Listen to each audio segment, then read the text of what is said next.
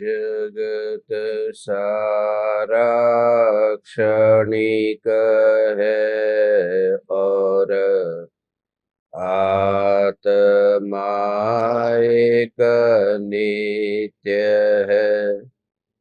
आत्मा का अनुभव बस एकमात्र नित्य है।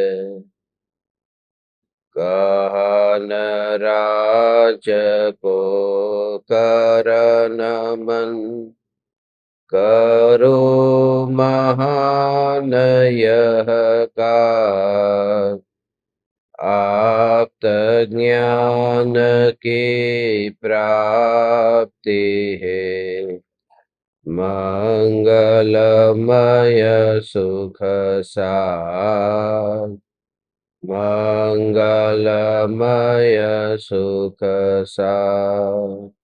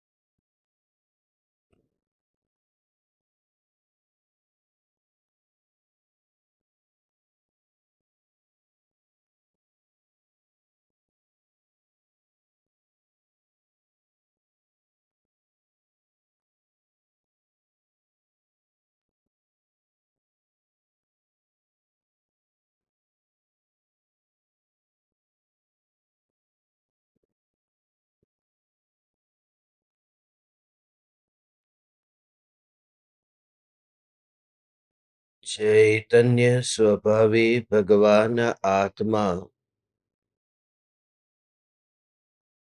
स्वयं ही चैतन्य समय सार है।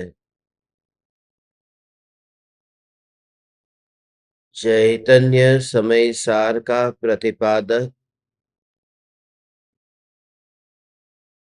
ग्रंथाधिराज समय सार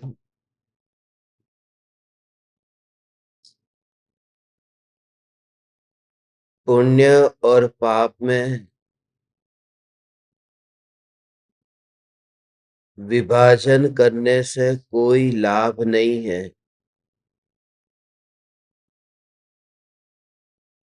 बल्कि पुण्य और पाप दोनों को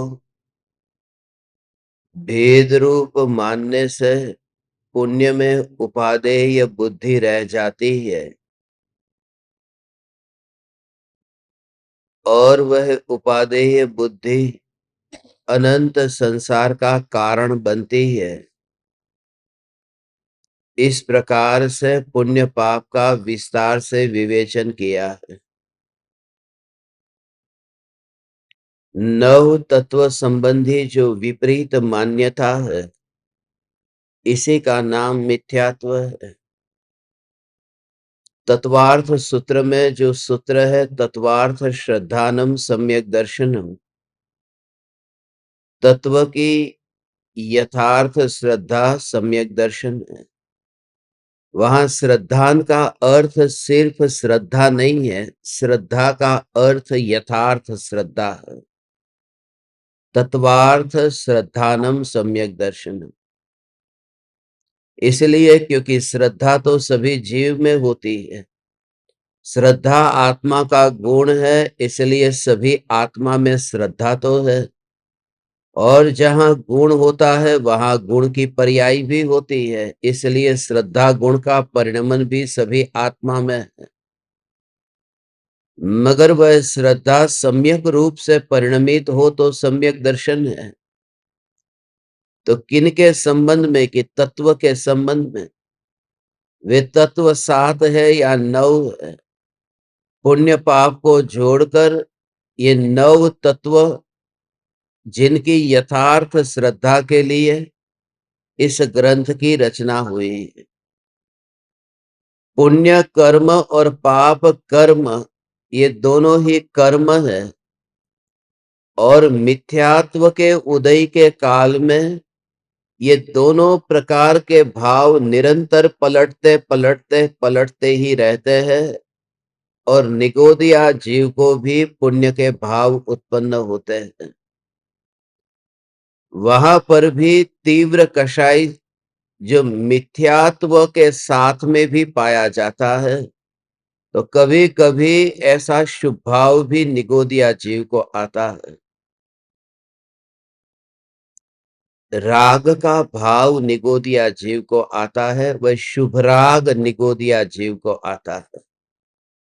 तो जो भाव निगोदिया जीव को भी आता हो, सारी दुनिया में आज जिन जिन लोगों ने धर्म को मान के रखा है, वे सभी यही तो कहते हैं कि बस भूखे को अनाज दो, प्यासे को पानी दो, जिनके पास वस्त्र नहीं उन्हें वस्त्र दो, जिनके पास में बाहर में जो जीवन की जरूरत है वो नहीं है वो उन्हें दो। मगर समय सार में ये कहा कि इस प्रकार के जो भाव है, ये भाव परलक्षी होने से ये भाव कुशील है। मकान बनाने में तो धर्म नहीं है, मंदिर बनाने में भी धर्म नहीं है।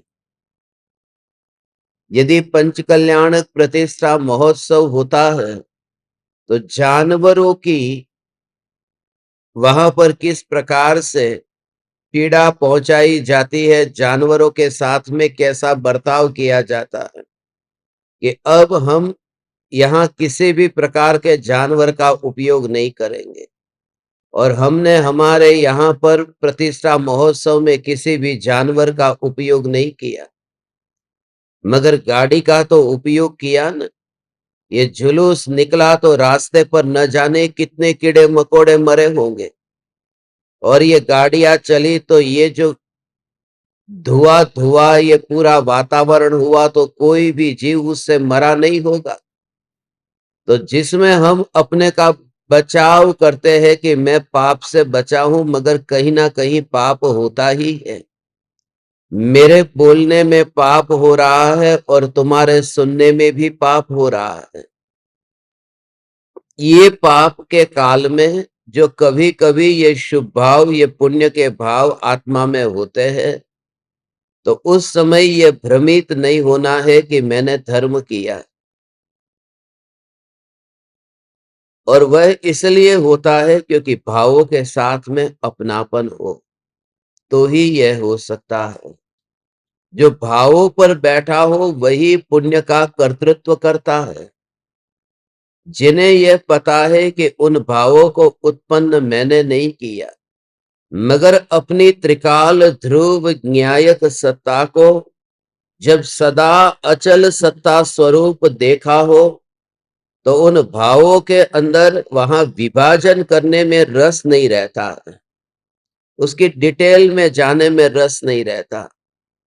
क्योंकि जब वे पुण्य के भाव पाप के भाव वे मेरे नहीं हैं और कभी मेरे हो सकते नहीं हैं, तो तत्क्षण ही उन पुण्य और पाप संबंधी विकल्प से छुटकारा हो जाता है।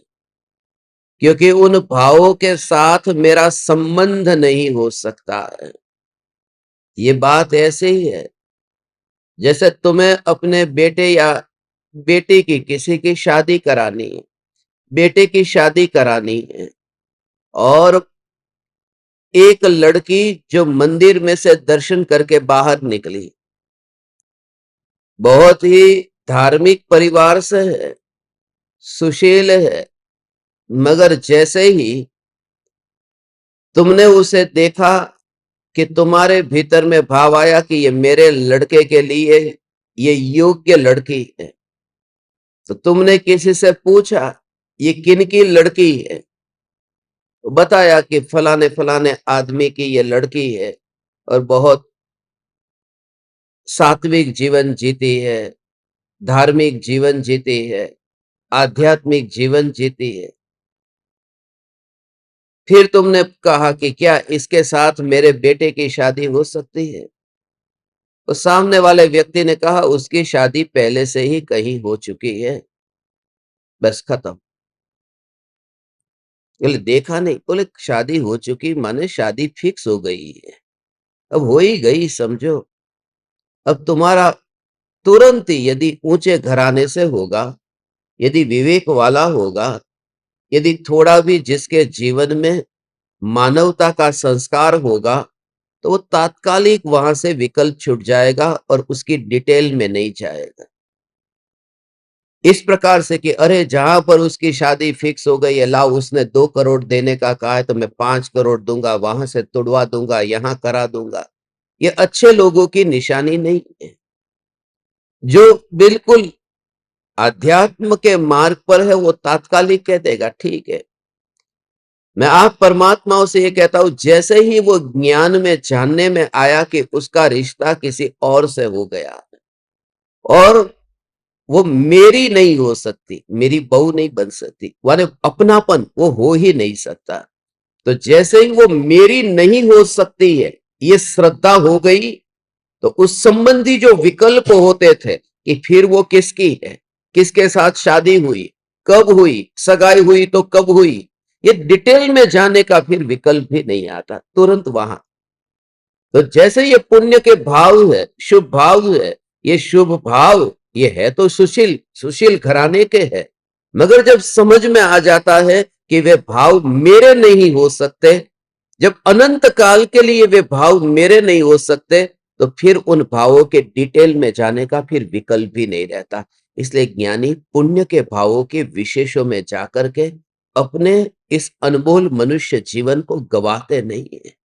इसलिए गुरुदेव ने पूरे जीवन पर ध्रुव न्यायक देव की जो पुकार की है, चैतन्य की पुकार की, कर्म की पुकार करने में उन्हें रस नहीं था।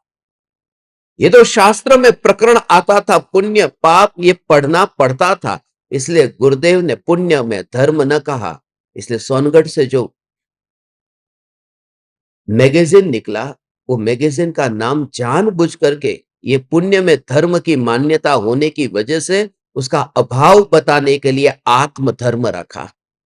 नहीं तो पुण्य धर्म जो माना जाता था, इसलिए आत्म धर्म रखा। और ये मूल शब्द पंडित बनारसी दास जी ने यह आत्म धर्म शब्द लिखा है, क्योंकि उस समय भी यही हाल था। दोनों ऐसे ही महापुरुष हुए, उस समय भी वहां पर पुण्य का बोलबाला था। और एग्जैक्ट देखोगे, एग्जैक्ट गुरुदेव और बनारसी दास जी के बीच में 300 बरस का फासला है। बिल्कुल 300 बरस बाद में गुरुदेव हुए।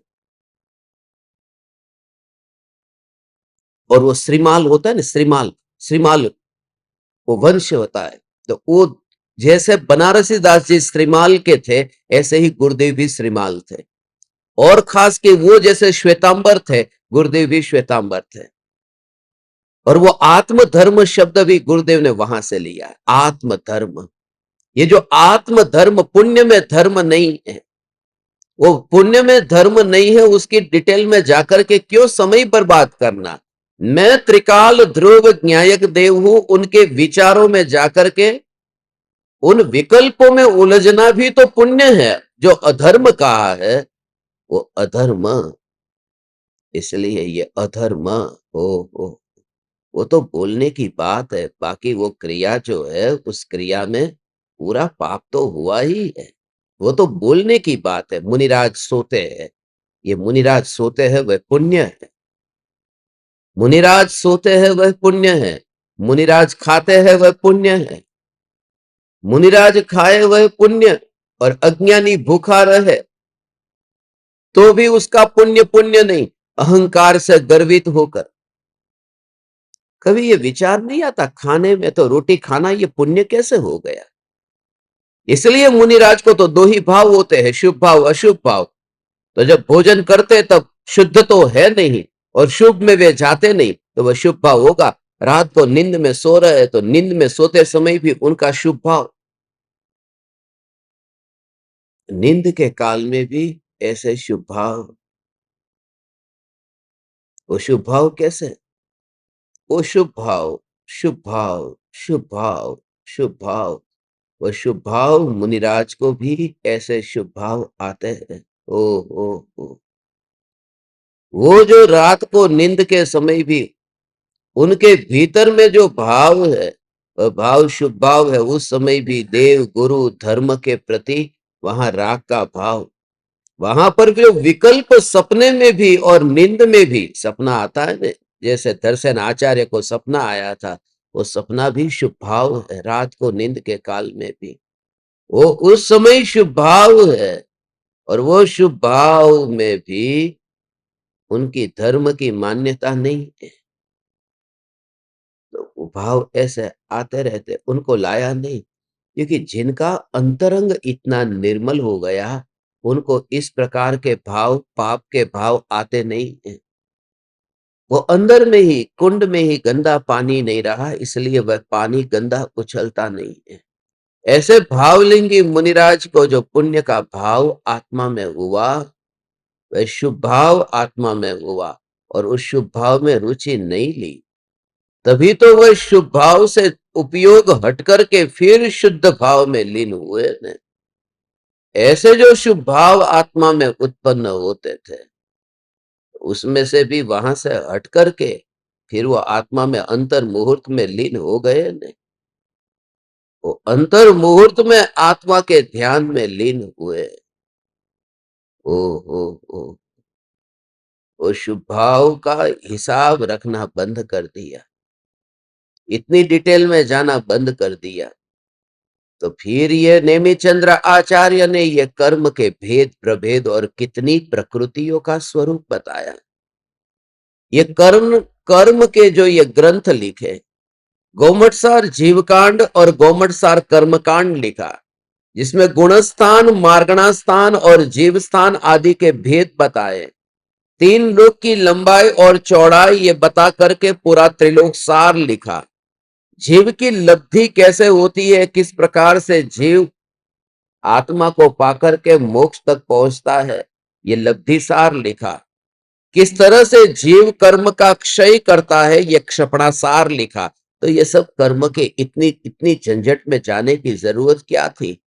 अभी भी मैं आपसे कहता हूं कि ये जो अधिकार है, ये भाव आते हैं उसे बताने के लिए लिखा ही नहीं है। ये अधिकार लिखा है कि आते हुए भाव में ध्रुव का कर्तृत्व नहीं है, ये श्रद्धा करने के लिए लिखा है।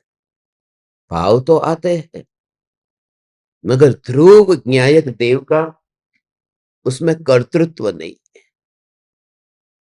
मैं ध्रुव न्यायक देव, मैं ध्रुव ध्रुव ध्रुव ध्रुव, ये ध्रुव न्यायक देव, और मेरा इसमें कर्तृत्व नहीं है। ओ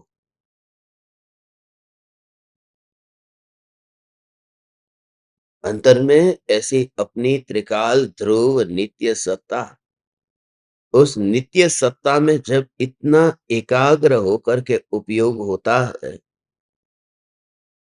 तो उस समय ही वहां पर कर्तृत्व भाव आता ही नहीं है। ऐसा लगता है कि वो वहां से वो कुछ न कुछ निमित्त तो बना ने, पंखा जैसे घूमता है तो पंखे की डंडी में कैसा लगता है कि ये पंखे की जो डंडी के कारण ये पंखा घूम रहा है, या फिर ये जो परिणमन हो रहा है, ये परिणमन मैं कर रहा हूं। ये परिणमन चाक कुम्हार का घूमता है, बीच में जो कील है वो ऐसी की ऐसी है, और चाक घूमता रहता है। वो कील है, वो कील बिल्कुल स्थिर है, मगर वो कारण बना ना। तो ये मैं त्रिकाल ध्रुव, ये धुरी, ये पर्याय का जो परिणमन होता है, उस पर्याय के परिणमन का कारण तो मैं बना न। तो अपनी ध्रुवता में से मैं बाहर नहीं निकलता हूं, मैं अपने त्रिकाल ध्रुव न्यायक स्वरूप में से बाहर नहीं निकलता हूं, तो मैं वहां पर परिणमन कराने जाऊं कैसे? अपनी नित्यता और ध्रुवता को छोड़ करके ये नित्यता और ध्रुवता को छोड़ करके गति तो करना पड़े। मैं उस क्रिया को करने कैसे जाऊं? जो हाथ हिल ही नहीं रहा, तो वहां पर जो क्रिया हो रही है उस क्रिया को करने ये हाथ कैसे गया? उस हाथ में तो क्रिया होनी चाहिए ना। तो पर्याय का जो परिणमन होता है, उस पर्याय के परिणमन की क्रिया में ये ध्रुव न्यायक देव भगवान आत्मा, ये खुद वहां पर पर्याय के परिणमन कराने में ये खुद वहां परिणमित नहीं होता। इसलिए मैं हूं।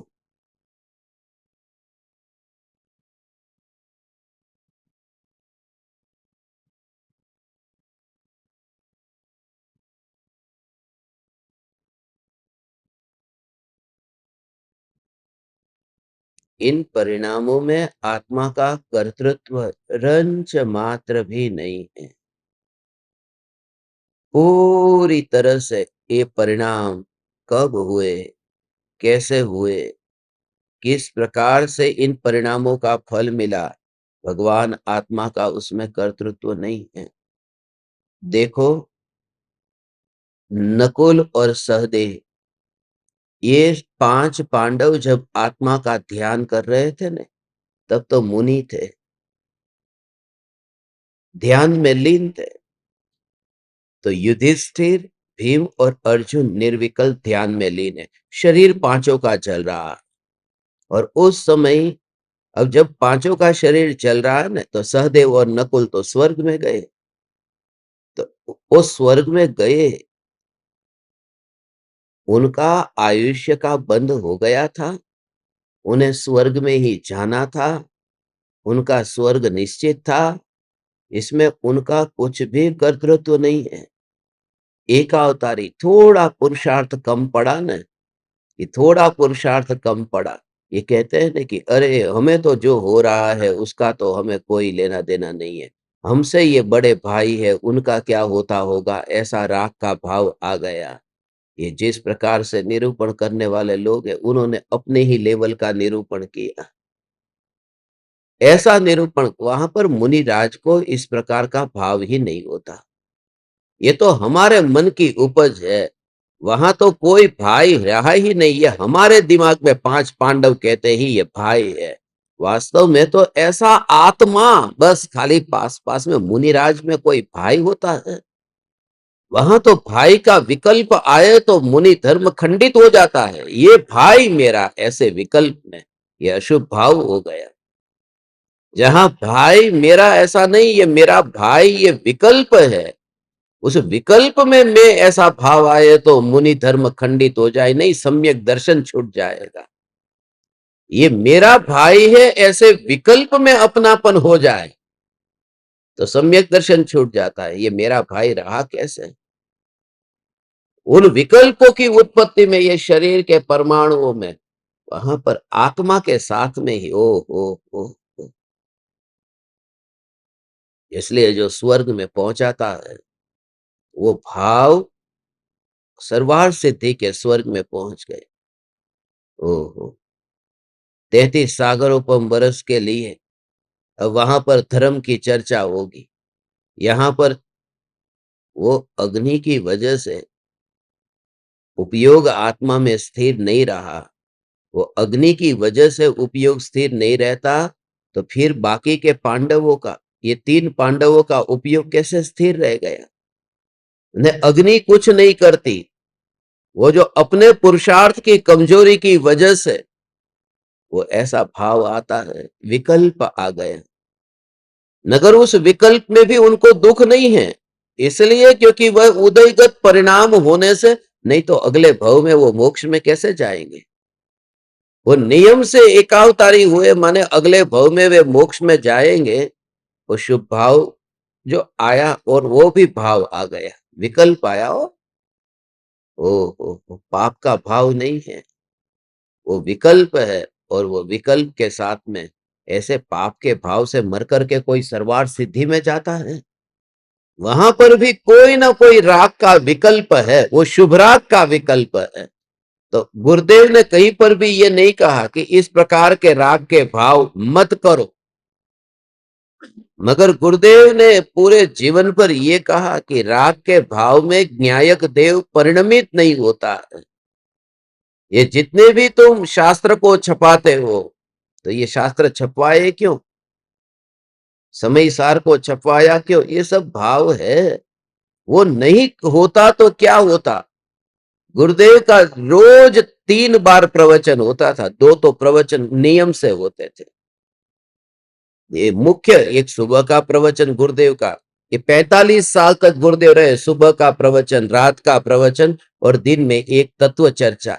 और इसके अलावा दोपहर में भोजन के बाद में बैठते, हम जो बैठते हैं ना, ऐसे गुरुदेव भी बैठते थे भोजन के बाद में। ये गुरुदेव का नित्य क्रम था।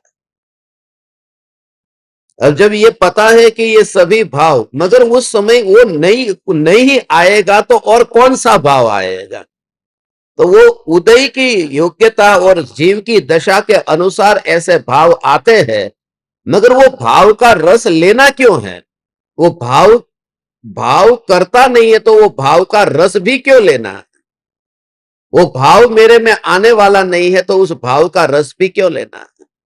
तो ये गुरुदेव का जोर था कि वो भाव है, उस भाव में रस लेने की वजह से, उस भाव की वजह से तो ये संसार के गड्ढे में गिरता है। तो दृष्टांत दिया था ना, संसार के गड्ढे में गिरता है। किसकी वजह से? उसमें ये वो किसका दृष्टांत था? हाथी का और हथनी का। हाथी हाथी के साथ में लड़ने के लिए जाता है और हथनी के साथ में राग से जाता है। सुंदर हथनी और कुरूप हथनी, मगर वो गड्ढे में जाकर के गिरता है। ये जो बात है ना, उसमें एक बात अधूरी रह गई। वो जो बात है ना, वो तुमने विचार उसका नहीं किया जो मुझे विचार आया कि असली कारण क्या था। असली कारण वो जो हाथी हाथी के साथ में लड़ने जा रहा है, माने द्वेष। सुंदर हथनी के साथ में पीछे भाग रहा है, माने शुभ राग। और कुरूप हथनी के पीछे भाग रहा है, माने अशुभ राग। ये शुभ राग, अशुभ राग और द्वेष, इन भावों के पीछे जो हाथी, ये भावों के वशीभूत होकर के जो हाथी भाग रहा है और गड्ढे में गिरता है। मगर उसमें बल किसकी वजह से मिला? बल मिला, हाथी को पता नहीं था कि ये गड्ढा है। ये मूल बात यहां से। इसलिए ये जो द्वेष का भाव, शुभ राग का भाव, अशुभ राग का भाव, इसने तो संसार में भटकाया है। मगर उससे भी खतरनाक वो अज्ञान जो है, कि पता ही नहीं है वहां गड्ढा है, वो अज्ञान ने भटकाया। तो पुण्य और पाप, ये जो भाव है, ये भाव इतने खतरनाक नहीं है। इन भावों संबंधी जो अज्ञान भाव है, वो अज्ञान ज्यादा खतरनाक है। ऐसा है, तो पता नहीं है। इसलिए सम्यक दर्शन होते ही वो युद्ध थोड़ी छूट जाता है। सम्यक दर्शन होते ही पाप थोड़ी छूट जाता है। उस संबंधी वो जो अज्ञान जो है, वो छूट जाता है। ओ इसलिए गुरुदेव अब मानेंगे नहीं कि मैं ध्रुव ज्ञायक देव, ऐसा भाव हो। ये सब भाव सम्यक दृष्टि को, पाप के भाव भी आते हैं, पुण्य के भाव भी आते हैं। जब सभी भावों को एक एक साथ में एक ढेर में देख लिया, तो फिर चिंता किस बात की करनी? तो तुम्हें लगेगा कि ये सब एक एक बता करके फिर क्या स्वच्छंदी हो जाना? स्वच्छंदी हो जाना होगा तो तू स्वच्छंदी भी हो जाएगा। तू धमकी मत दे। तुझे जैसा होना होगा, कौन रोक सकता है तुझे स्वच्छंदी होने से भी? इसलिए ज्ञानी इतने निर्भर है कि सब जिन्होंने अपने परिणामों की भी पकड़ छोड़ दी है, वो दूसरे के परिणामों को पलटाने के लिए भी कैसे उनके अंदर में वो कर्तृत्व भाव होगा?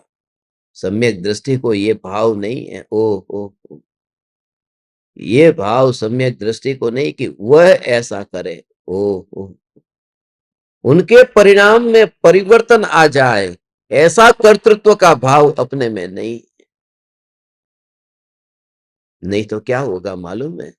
जब चक्रवर्ती जब सब वैभव छोड़ करके जाते हैं तो रानियां रोती है, तो रोती रानियों को वे चक्रवर्ती ज्यादा झंझट में नहीं पड़ते। चुप हो जाओ, रोना बंद करो, मनाते हैं, ज्यादा अरे हो गया सो हो गया, अब मुझे जंगल में जाना है, अब मुझे दीक्षा लेनी है, ऐसा चक्रवर्ती इस झंझट में पड़ते ही नहीं है। यदि उस समय वैराग्य का जोर इतना है कि जो भी रो रहा है, तड़प रहा है, वो उसके उदय के परिणाम है। मैं इस दुनिया में दूसरे को खुश करने के लिए आया नहीं हूं। जो दूसरे को खुश करके जीवन जीना चाहता है, उसका कभी भी हित नहीं हो सकता, क्योंकि इस दुनिया में तुम सबको खुश रख नहीं सकते, और खुश रखने के लिए जाओगे तो अपना समय, शक्ति, परिणाम सब बर्बाद होगा। इसलिए सबको उनके उदय पर छोड़ने का बल ला। ये तेरे अंदर कठोरता लाने के लिए नहीं कह रहा हूं, ये तेरे ध्रुव की मस्ती में यदि तुझे रहना है तो इन सबको तुझे एक और करना पड़ेगा। इन सबकी झंझटों से छूटना पड़ेगा। जिन्हें जो सोचना है, जो करना है, सारी दुनिया को। इसलिए गुरुदेव का ये जोर था, इतना विरोध करते थे लोग गुरुदेव का। अखबार के यदि 16 पन्ने होते तो 16 के 16 पन्ने ऐसे गुरुदेव के विरोध में छपते थे। ऐसे भी अखबार है मेरे पास में आए, 16 के 16 पन्ने ऐसे। और गुरुदेव के पास में जब समाचार ये पहुंचता, गुरुदेव एक ही बात कहते, बस, no reply is the best reply. कोई जवाब नहीं देना, यही सबसे बेस्ट जवाब है। क्योंकि समय कहां है जवाब देने को। तुम्हारी बहू तुमसे कुछ कहती है, तुम जवाब देते हो। तुम्हारा बेटा कुछ कहता है, बेटी कुछ कहती है, तुम जवाब देते हो। तुम्हारे पास में फालतू का समय है। तुम्हारे पास में ध्रुव के साथ में कनेक्टिविटी होती तो यह समय भी कहां मिलता उसे उत्तर देने का।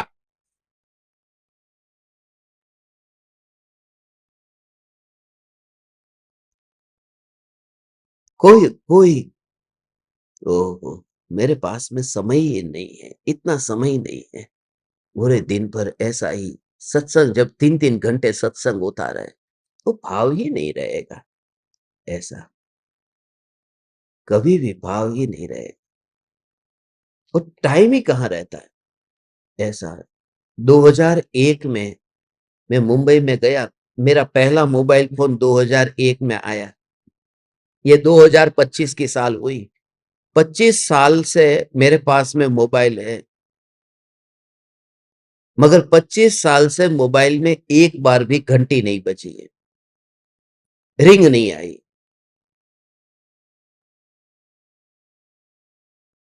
25 साल से एक बार भी घंटी नहीं बजी। फोन आते हैं, घंटी नहीं बजती।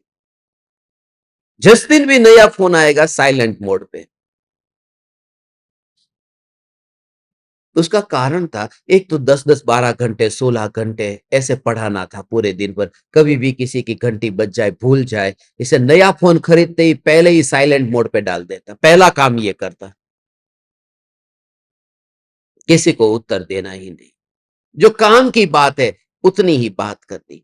दूसरी बात कि पूरे दिन भर जब 12 घंटे में बिजी रहूंगा तो फोन उठाने का टाइम भी कहां। कोई चालू प्रवचन में तो बात नहीं करूंगा। तो 12-12 घंटे, सुबह 5 से रात के 1 बजे तक इतने क्लासेस जब चलते तो टाइम ही कहां है। मैं ये कहता हूं कि तुम इतने व्यस्त रहते हो तो उत्तर देने का समय नहीं है। तुम अपनी न्यायक की मस्ती में इतने नहीं हो, तभी तो जंजाल में जाने का समय मिलता है। नहीं तो इतना समय भी तुम्हारे पास में कहां रहता।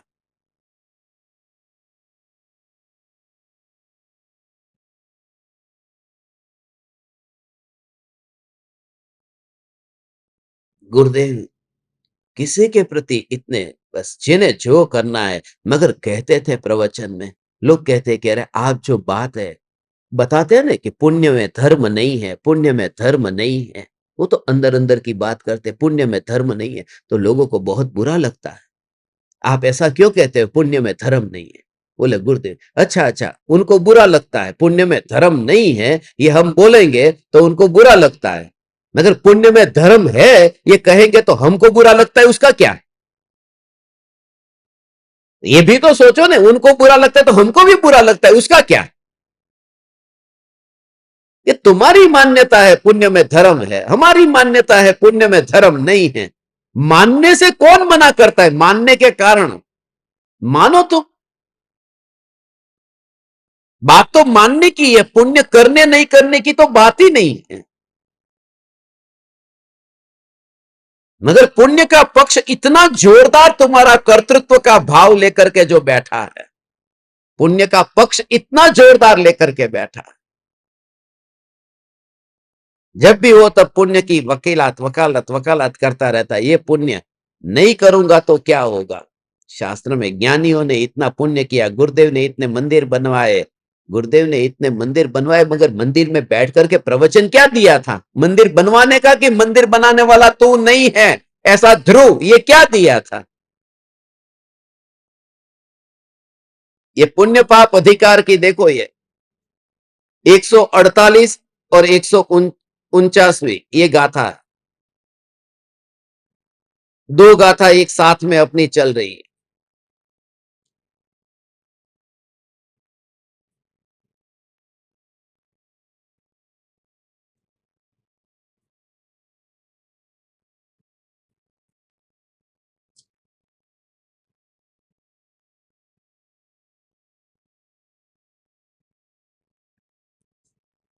जिस प्रकार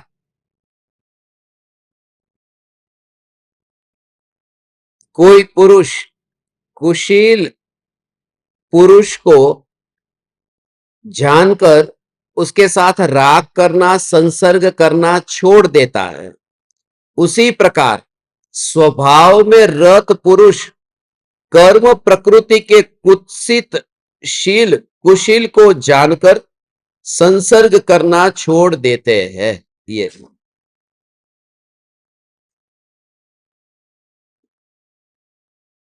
संसर्ग करना छोड़ देते हैं, उसमें अपनापन करना छोड़ देते हैं। संसर्ग का अर्थ यहां पर उसका अपनापन है। जैसा जीव जिनकी संगति में जाता है तो ऐसा हो जाता है। ऐसे पुण्य के भाव आत्मा में आए, मगर अब जो खास बात है कि ध्रुव चैतन्य तत्व वो पुण्य और पाप के भाव स्वरूप नहीं हुआ। ऐसा भाव हो, ध्रुव चैतन्य तत्व उस रूप नहीं हुआ। ये पाप और पुण्य के भाव, ये पाप और पुण्य के भाव का स्वरूप कैसा है, ये पुण्य और पाप के भाव कैसे कैसे पलटते हैं, आपको बताऊं तो झटका लगेगा, मगर सुनो तुम, ध्यान से सुन रहे हो ने, ध्यान से सुनो तुम। ये जो भाव है, ओ ये जो भाव है, कोई भी बड़ा आतंकवादी होगा, आतंकवादी के परिणाम कैसे हैं? जो भी ऐसे खतरनाक आतंकवादियों के नाम में, खतरनाक आतंकवादी में ओसामा बिन लादेन है। अब ओसामा बिन लादेन के परिणाम कैसे? जन्म से। और ऐसे ही लोग जो आतंकवाद फैलाते हैं उनकी बात, ऐसे लोग जो ऐसे परिवार में जन्मे जहां से बचपन से ही मांस खाते हैं। अब चीन में जो खाते हैं वो चीन में मांस खाते हैं। ये जो मैगी है ना, मैगी, वो मैगी वहां से आई है। वहां यहाँ अड़सिया, वो जो अड़सिया हुए जो होते हैं ना छोटे छोटे कीड़े, यहाँ पर बरसात के दिनों में आ जाते हैं, तो वो जो खाते हैं उसका नाम फिर बदल करके हमने मॉडिफाई कर दिया है। ये अड़सिया હોય છે બધા, એને ये लोग को खाता હોય છે। चीन में वो खाते हैं। ये जितने भी ऐसे अलग अलग प्रकार के हरा भरा कबाब, ये तो मांस है। कबाब का अर्थ ही वहां मांस होता है। ये तो हमने फिर वेजिटेरियन में ऐसा बना दिया। और ऐसे ही वेजिटेरियन चिकन होता है। जैसे हमें लगे अरे वेज चिकन कैसा, तो होता है सोया का बना हुआ होता है। तो वो उस तरह से, तो ऐसे देश में जो पैदा हुआ कि जो मनुष्य का भी मांस खाता हो, जो सातों व्यसनों का भरपूर सेवन करता हो, ऐसा मनुष्य कहता हूं। ये मनुष्य पर्याय मिलती है। वो पाप करने वाला कोई भी पापी जो जैसे ही जानवर को मार डाला, ये जो मार करके जो खाता है, एक साथ में कितने जानवरों को, पक्षियों को, यहां नागालैंड में भी पक्षियों को खाते हैं ना, चिड़िया को, वहां पर एक चिड़िया नहीं मिलती, पकड़ गई सीधा था उसको खत्म करके खा लेते।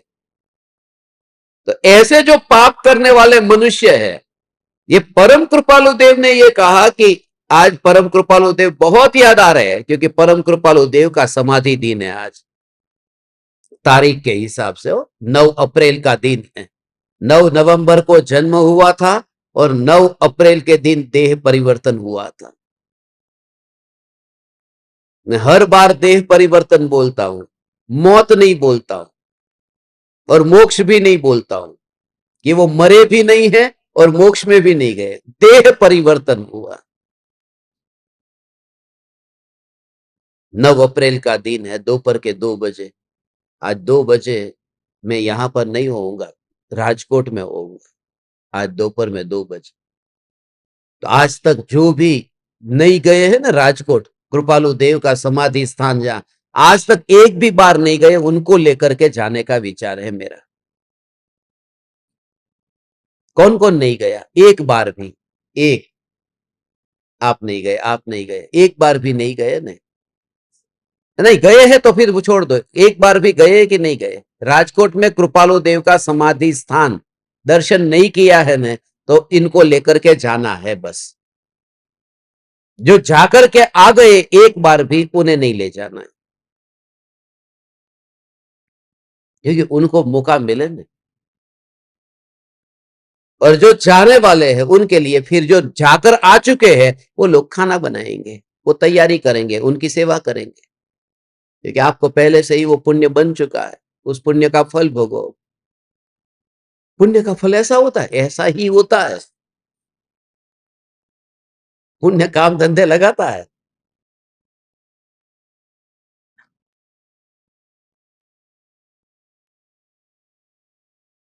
कृपालु देव ने ये कहा है, बहु पुण्य केरा पुण्य।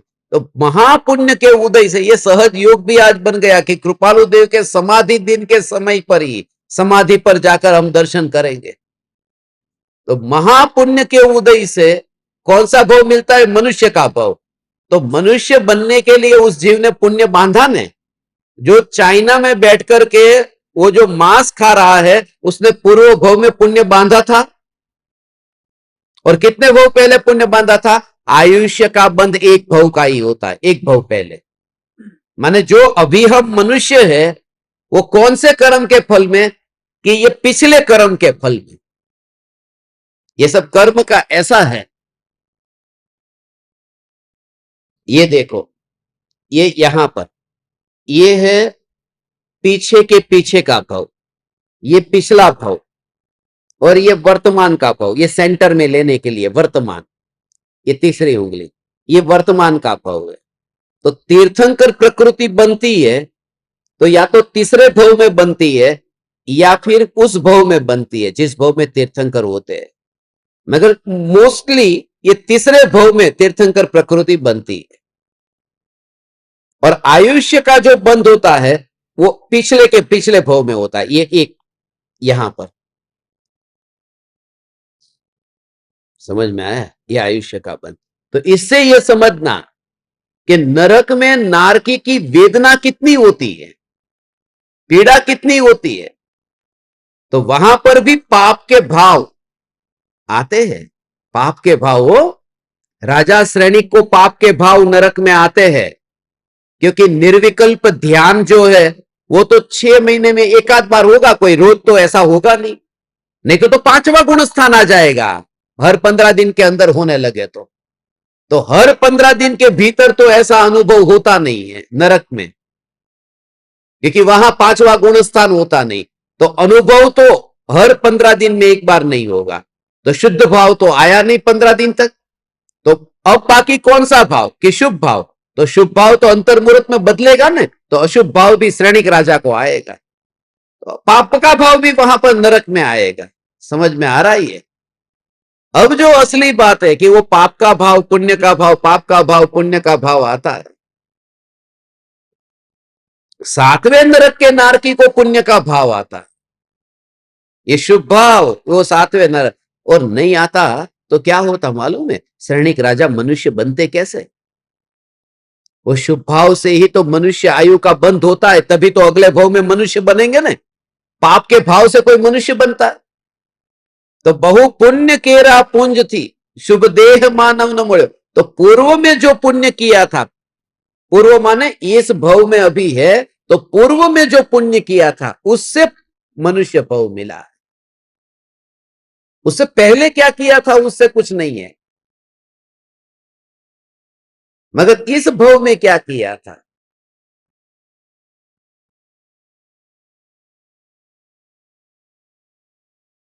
तो यहां पर पुण्य का भाव आया जिससे वो मनुष्य बना। फिर दूसरी बात कि जो आयुष्य का बंध होता है वो पिछले भव में होता है, और पिछले भव में भी 2/3 आयुष्य पूरा होने के बाद में होता है। यदि 81 बरस का आयुष्य है तो 54 साल तक आयु कर्म का बंद नहीं होगा, ये नियम है। तो बाकी के जो 27 साल बचे उसमें आयु का बंद होगा, और वो भी 8 भाग में होगा। यदि पहले 54 साल में नहीं हुआ तो 27 साल जो बाकी बचे उसका भी 2/3 करना। तो 27 का 2/3 कितना हुआ? 18। 18 2 भाग और 9 1। तो पहला पॉइंट हुआ 54 बरस का और दूसरा हुआ 72 साल का, उसमें 18 18 जोड़ दो। फिर वो जो बाकी बचा उसका 2/3 आएगा, तब फिर तीसरा पॉइंट आएगा। तो 9 साल का 2/3 कितना हुआ? 6 साल। तो 72 और 6 78। तो तीसरा पॉइंट हुआ 78 साल में बंद होगा। फिर बचे 3 साल, तो 3 साल में 2/3 हुआ 2 साल, तो फिर बंद होगा 80 साल में। और 80 साल में भी फिर बचे 12 महीने, उसका 2/3 तो 8 महीने। तो 80 साल और 8 महीने उस समय। ऐसे ही फिर बचे अब 4 महीने, उसका 2/3। ऐसे 8 पॉइंट होते हैं। पहले में बंद नहीं हुआ तो दूसरे में होता है, दूसरे में नहीं तो तीसरे में, और वो उस प्रकार से। मगर इतना पक्का है कि 8 भाग, और वो 2/3 पूरा होने से पहले आयु बंद नहीं होता। तो असली भाव कि ये जो पूरी जिंदगी थी पिछले भव की, उसमें जो 2/3 की बात तो छोड़ो, वो लास्ट का जो 1/3 है, 1/3 माने एक हिस्सा है। वो 2 हिस्से तो उधर चले गए, और ये एक हिस्सा है। उस समय जो भाव आए, ऐसी उसकी जीव को आयु का बंध हुआ।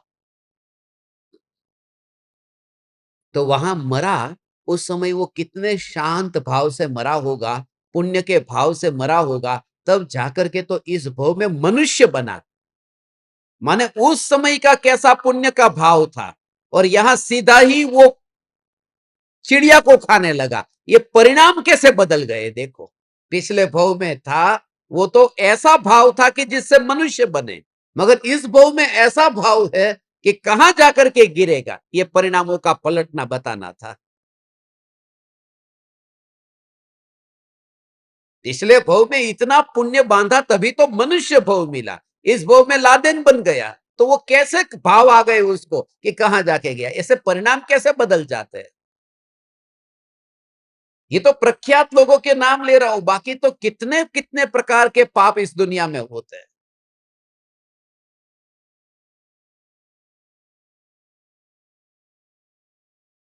इसलिए वो पुण्य का भाव, इतना उत्कृष्ट पुण्य का भाव कि जिससे मनुष्य का देह प्राप्त हुआ, ऐसा पुण्य का भाव। वह पुण्य का भाव भी पलटने में देर कितनी लगी, वो उसके मरने में कितना समय लगा। और जो ऐसे ही मर जाता है, वो पुण्य का भाव मैं नहीं हूं, ऐसी श्रद्धा की मैं ध्रुव हूं, वो धर्म है।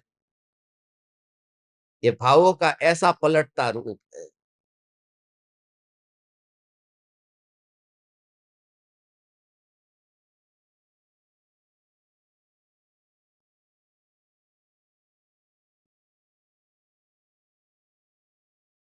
ओह,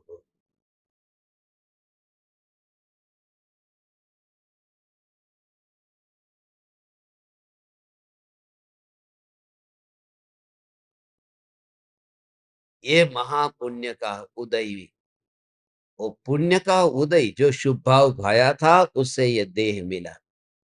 ये सब शुभ भाव, इतना शुभ भाव आया। ये तो हिंसा की बात की, फिर झूठ, चोरी, कुशील, ये महापुण्य का इतने उत्तम भाव पूर्व भाव में पाए।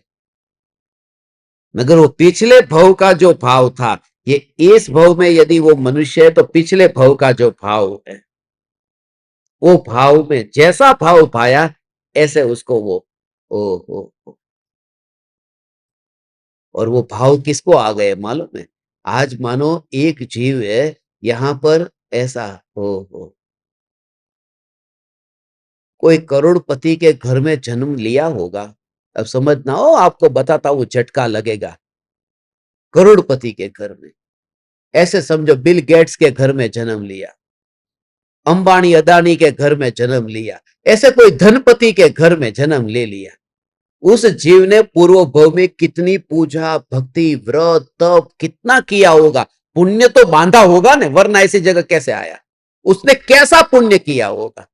अब मुझे बताओ कि वो जो पुण्य है, करोड़पति के घर में जन्म लेकर उनका बेटा बनना, ये पुण्य ऊंचा है, या फिर चक्रवर्ती के घर में जन्म लेना बेटे के रूप में, ये पुण्य ऊंचा है? चक्रवर्ती का बेटा बनने का पुण्य का उदय अधिक है ना, चक्रवर्ती का बेटा बना। तो चक्रवर्ती का बेटा बना, वो कौन बने चक्रवर्ती के बेटे? कि जो पूर्व भव में गोबर में थे कीड़े, जो कोई पूजा करने नहीं गए, उनको ऐसा पुण्य बन गया कि अगले भव में चक्रवर्ती के घर में जन्मे। तो गोबर के कीड़े के भी ऐसे भाव होते हैं कि चक्रवर्ती के घर में जन्म ले, इसलिए पूजा का तो कहना ही क्या।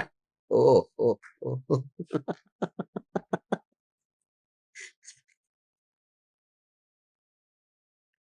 हमें तो ये पता ही नहीं था, ये तो तुमने बताया। कहाँ थे पूर्व भव में? मेरी बिल्ली मुझसे म्याऊं, तूने तो बताया था। हमें तो पता ही नहीं था कि पूर्व भव में वे कहाँ थे। ऐसे शुभ भाव कीड़े को आ गए कि सीधा मर करके भरत चक्रवर्ती का हाथी का पैर पड़ा, और वो वहां से ओहो, उसने पूर्व भव में कितनी कितनी पूजा करे। ये जो लोग है ना, थोड़ा उपवास करो, थोड़ा उपवास करो, थोड़ी भगवान की पूजा करो। मैं तो देव दर्शन के बिना पानी नहीं पीता। ऐसे ही इस इतने बड़े आलीशान घर में नहीं रहता, ये पुण्य बांधा है तभी तो ये आलीशान घर में रहता हूं। अरे तू चक्रवर्ती के महल में तो नहीं रहता है ना, जिन कीड़े ने कोई पूजा भक्ति नहीं की थी और फिर भी यहां पहुंच गए।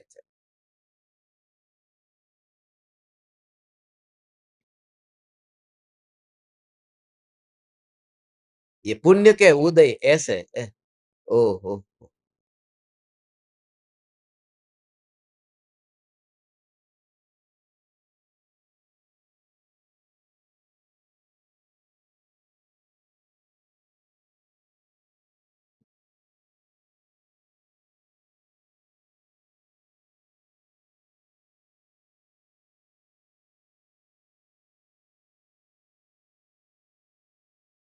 इसलिए ये भाव में भरत चक्रवर्ती के पुत्र हुए। बराबर है ये। और इस भाव में भरत चक्रवर्ती के पुत्र होने से पहले गोबर में कीड़े थे, और वो जो कीड़े थे, और उससे पहले के भाव में वे निगोद में थे। इसलिए जो बोलते हैं ना कि निगोद से निकल करके भरत चक्रवर्ती, वो सीधे नहीं निकले, क्योंकि निगोद की अवस्था में ऐसा शुभ भाव नहीं होता है। वो कीड़े में आएगा, माने सीधा छलांग लगा करके नहीं, वो पहले कीड़े में आए और फिर वहां से मर करके यहाँ पर आए, भरत चक्रवर्ती के पुत्र के बाद। तो वो परिणाम कैसे परिणाम आए?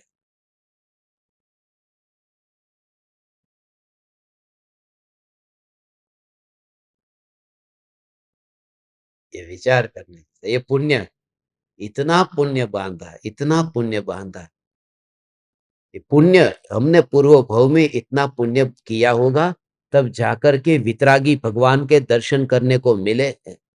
ये इतना पुण्य किया, इसमें इतने ऊंचे पुण्य की जरूरत नहीं है।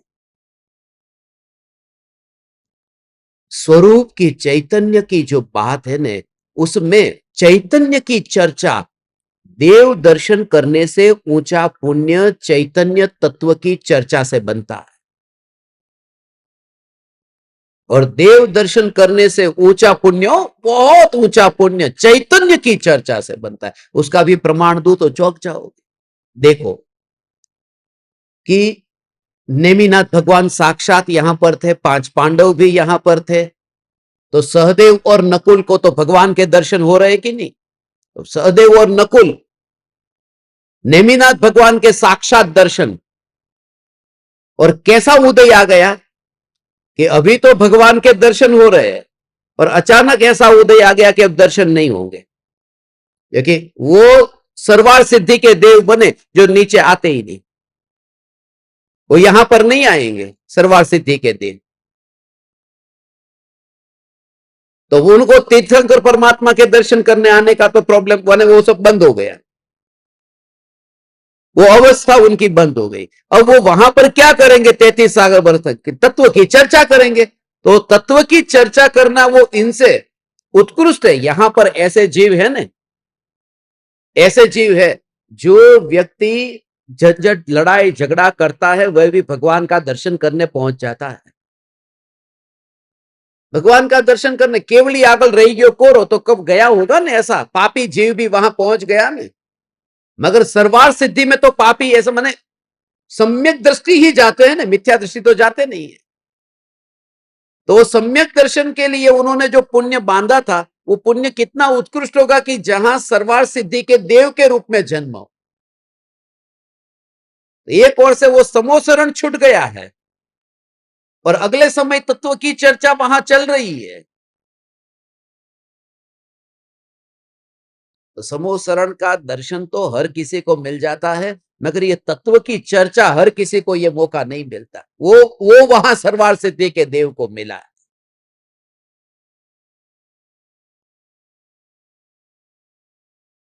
ये भाव आ गए, शुभ भाव अशुभ भाव, शुभ भाव अशुभ भाव, शुभ भाव अशुभ भाव, ऐसा। कभी अशुभ भाव आया, अशुभ भाव, और अशुभ भाव कोई कोई ऐसा भाव पाया होगा, तब जाकर के तो आगे जाकर के थोड़े बहुत कितने भव का पुण्य इकट्ठा किया होगा, तब जाकर के ये धर्म मिला। कितने कितने भव का पुण्य इकट्ठा हुआ होगा, ये बात बिल्कुल झूठी है। कितने, अब मानो उनके निगोदिया के वो भरत चक्रवर्ती के पुत्र के कितने कितने भव का पुण्य इकट्ठा हुआ था। कितने कितने नहीं, एक भव पहले पुण्य नहीं पाप भरा पड़ा था। और वो जो गोबर का कीड़ा बनता है वो शुभ भाव से बनता है कि अशुभ भाव से? तो पाप के भाव से तिर्यंच गति बनती है ना। तो कीड़ा तो तिर्यंच गति है ना। तो निगोद से वो बाहर निकला है, तो कौन से भाव से उसको वो कीड़े का बंध हुआ है? वो अशुभ भाव से हुआ है। और उससे पहले तो अशुभ ही था, क्योंकि तिर्यंच गति निगोद में तो अशुभ अशुभ अशुभ भाव में ही बंद हुआ, शुभ भाव था ही नहीं, बंद हुआ उस समय हो।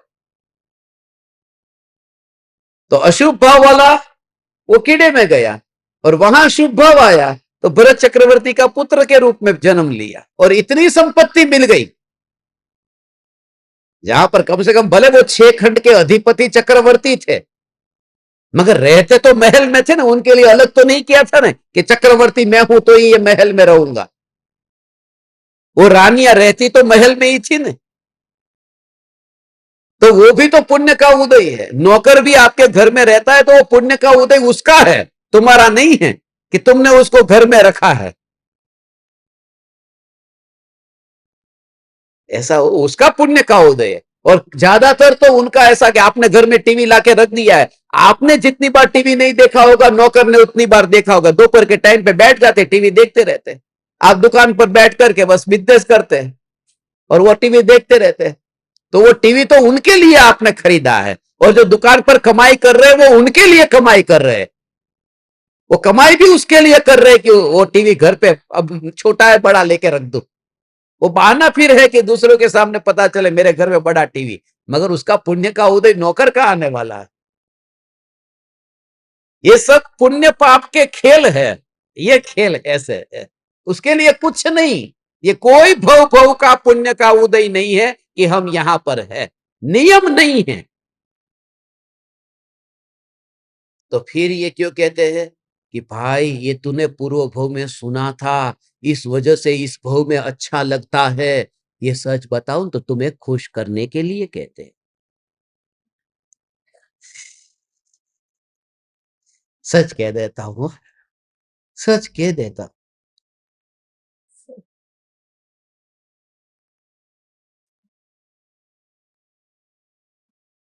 माने तेरा हौसला बुलंद रखने के लिए कहते ना। कहा ये पहाड़ पर चढ़ते हैं ना, तो पहाड़ पर चढ़ते समय कितना दूर है, ऊपर सामने से कोई आता है, बस आ ही गया है, थोड़ा सा है, अरे थोड़ा चला तो भी कितना दूर है, बस अभी 5 मिनट। 10 मिनट चलने के बाद पूछा कितना दूर है, बस अभी 10 मिनट। ये क्या है, ये हौसला बुलंद करते हैं। तूने पूर्व में ऐसी साधना की है, तब जाकर के तो तुझे पंचम काल में ये मार्ग मिला है। तू चिंता मत कर, तूने पूर्व में इतने भाव भाए हैं, इस वजह से तू नहीं, इससे हौसला बुलंद नहीं होता। हौसला तो बुलंद होता है कि पूर्व में तूने कोई भाव भाई ही नहीं है, तू ध्रुव है। ओ ओ ओ ओ ये तूने कोई साधना नहीं की, तू साधना कर ही नहीं सकता। ये ध्रुव सत्ता साधना करे वह नहीं है।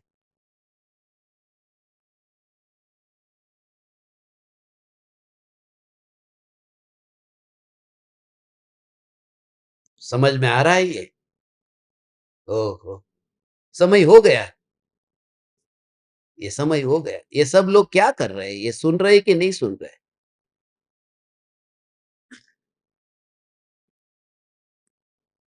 आप लोग तो इधर बैठे हो, ये सब बाकी लोग है ना, यूट्यूब पर प्रवचन आना चालू हो गया कि ये सब प्रमादी हो गए कि बाद में सुन लेंगे, ऐसा समझ करके। यूट्यूब पर तो आने ही वाला है, यूट्यूब पर तो आने ही वाला है।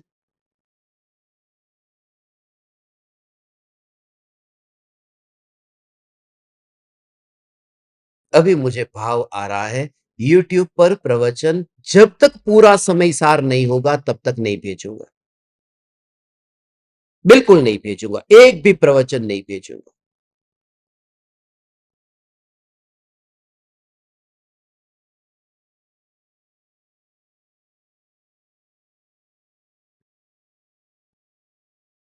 इसे कहते हैं कर्म। कर्म की प्रकृति कितनी होती है? 148। बस 148 तक आ गए ना, तो तुम्हें जिंदगी भर याद रहेगा कि 148 प्रवचन आ गए थे, उसके बाद में 415 तक नहीं आए थे। अब रोज सुबह टाइम टू टाइम बैठ जाना, यूट्यूब पर कोई प्रवचन नहीं आएगा। जितना सुनना है उतना सुन लेना, जो तुम्हें करना है कर लेना, मगर मुझे तुम्हारा चेहरा देखना।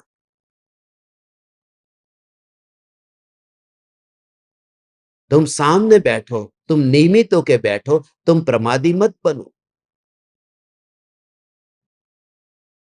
ये तो क्या तुम्हें उंगली दी और तुमने पूरा हाथ पकड़ लिया, इतने प्रमाद आ जाता है? आएगा नहीं। मैं आपको कहता हूं, ये रिपोर्ट भेजना जिन्होंने बंद कर दिया है ना, तब से जो प्रमादी हो गए, कम से कम दिन में याद आता था, कम से कम महीने के एंड में ऐसा लगता था कि यार रिपोर्ट भेजना है, लाओ थोड़ा बहुत लाओ, साधना कर लेते हैं, रिपोर्ट में क्या लिखेंगे। एक बार लिंक जिनकी टूट गई ने, उनके हालत कैसी होती है पूछो उन लोगों से।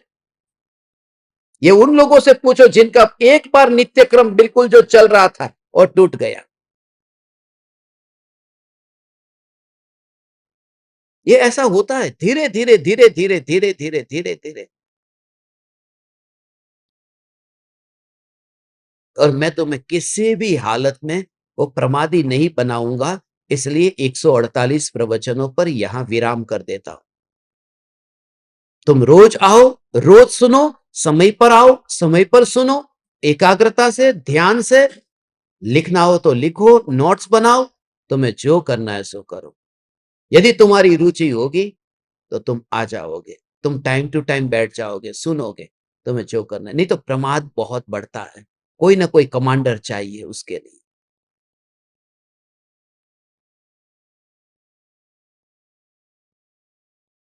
आज परम कृपालु देव का समाधि दिन है, शोक का दिन है, मगर उस शोक में भी हम परम कृपालु देव को श्रद्धांजलि ऐसे अर्पण करेंगे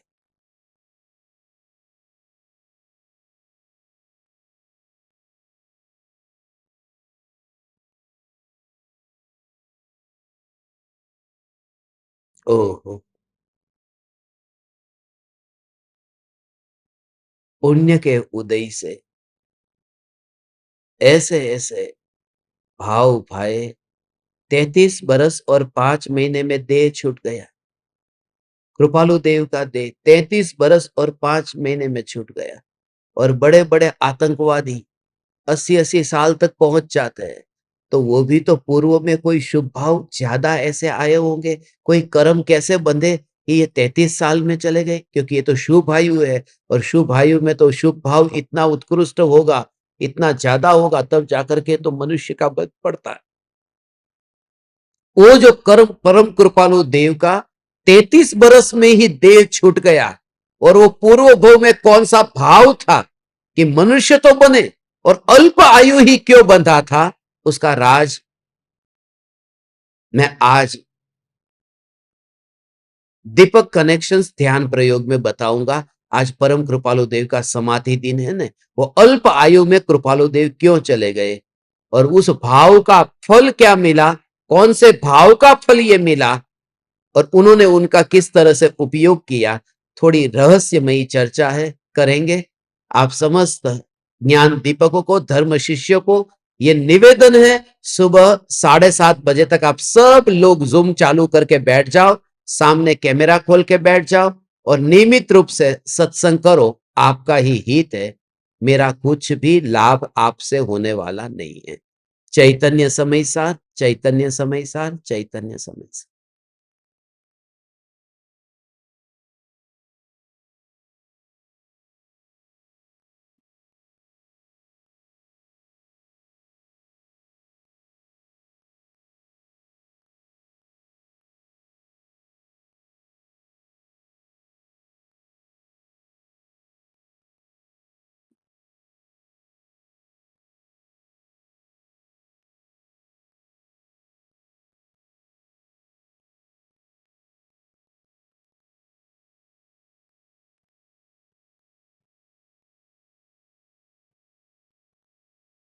अहो अहो श्री सद्गुरु करुणा सिंधु अपार, इस पामर पर प्रभु किया अहो अहो उपकार, अहो अहो उपकार। देह सहित जिनकी दशा वरते देहातीत, उन ज्ञानी के चरण में हो वंदन अगणित, हो वंदन अगणित, हो वंदन अगणित,